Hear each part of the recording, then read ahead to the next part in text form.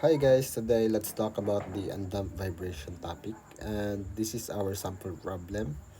A spring is such that 5 pounds weight stretches it in 16 inches, and the 5 pounds weight is attached. The spring reaches equilibrium.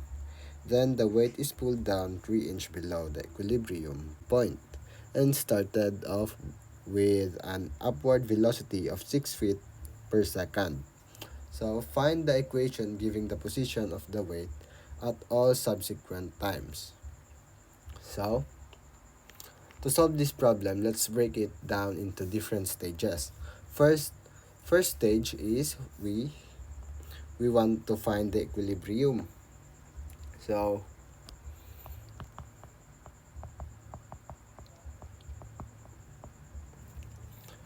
we know that when the 5 pounds weight is attached to the string and reaches the equilibrium, we can determine that the spring constant is using the Hooke's law. So, diba, equilibrium natin is, we know that the F is equals to K times X, where this F is our force applied to the spring, 5 pounds, and the K is the spring's constant we want to find. And the X is the displacement of the spring from its equilibrium position 6 inch or 0.5 feet. So, i-substitute natin yan. So, F natin is 5 pounds. 5 pounds is equals to K, which is yan yung hahanapin natin, times X is 6 feet or 0.5 feet. Ay 6 inch or 0.5 feet. So, tanggalin na natin to. Brush out. So, to find the K, we need to, K is equals to 5 pounds over 0.5 feet. So, K natin is equals to 10 pounds per feet.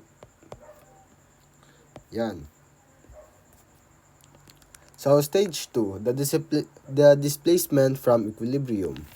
Now, let's consider that the weight being pulled 3 inches below from the equilibrium point, we will measure the position from the equilibrium position, taking upward as the possible direction. Let the displacement from the equilibrium position be denoted as y measured in feet. So initially, with the weight is pulled down by 3 inch or 0.25 feet from the equilibrium position. Therefore, the initial displacement of y0 is equals to negative 0.25 feet. So 3 inch is equals to 0.25 feet. So our y0 is equals to negative 0.25 feet. So stage 3, the equation of the motion. So to determine the equation given by the position of the weight, at all subsequent times, we can use the equation of the motion or simple harmonic motion. So this is our equation. Y of t is equals to A times cosine of omega t plus phi. So, where y of t is where this y of t is the position of the weight as the function of time t, and this a is the amplitude of the motion, and this omega is the angular frequency of the motion, and this phi is our phase constant. So to determine the parameters, we need to determine that the value of A, omega, and the phi is complete to the equation. To do this, we will consider that the initial condition provided is initial position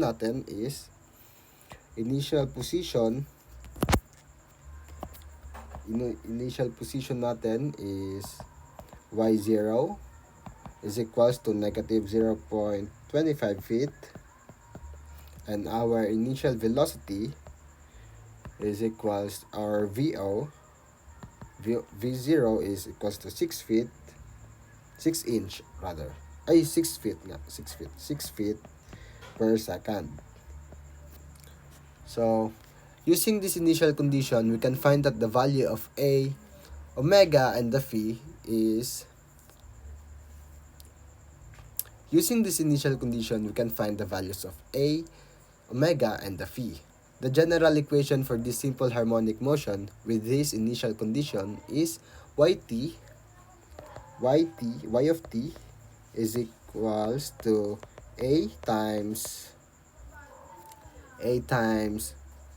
omega times sine omega t plus B times omega times cosine omega t.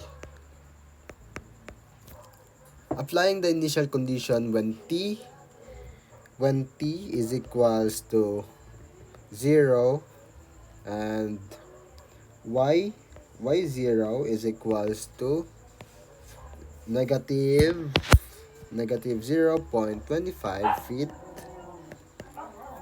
and so that negative 0.25 feet is equals to A times cosine of 0 and B plus B times sine of 0. So, maiwan na lang dito is negative 0.25 feet is equals to A. Kasi cosine 0, 0 times sine 1. So, therefore, A natin is equals to negative 25 feet. Differentiating the equation for the velocity give us the acceleration equation, where A of t is equals to negative A times omega squared times cosine omega t is equals to B times omega squared times sine of omega t. So, applying the initial condition when our t is equals to 0 and our V0 is equals to 6 feet per second. So, 6 feet per second, 6 feet per second is equals to negative A times omega times sine of 0 plus B times omega times cosine of 0. Natural na lang dito is 6 feet per second is equals to B.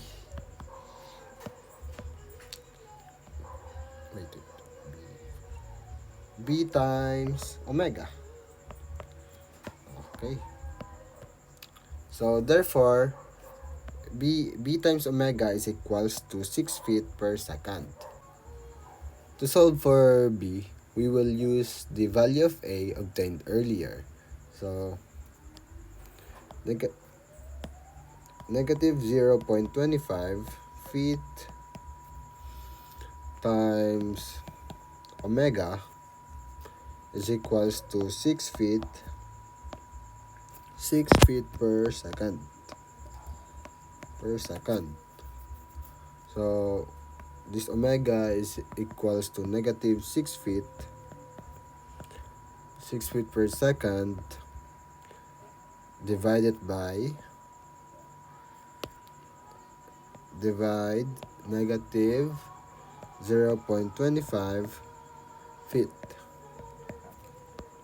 Therefore, our omega is equals to 24 pi rad per second.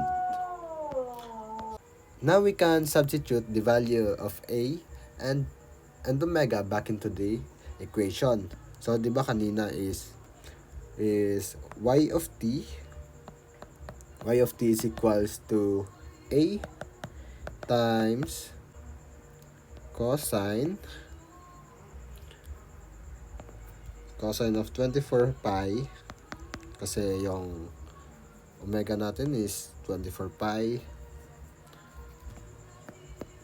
t plus phi.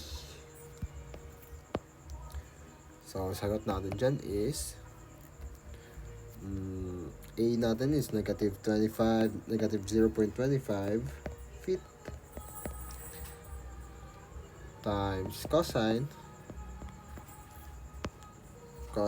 of 24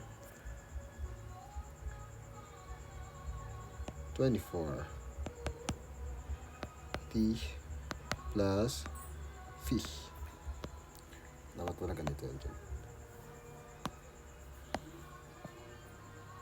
Omega pala dito dapat.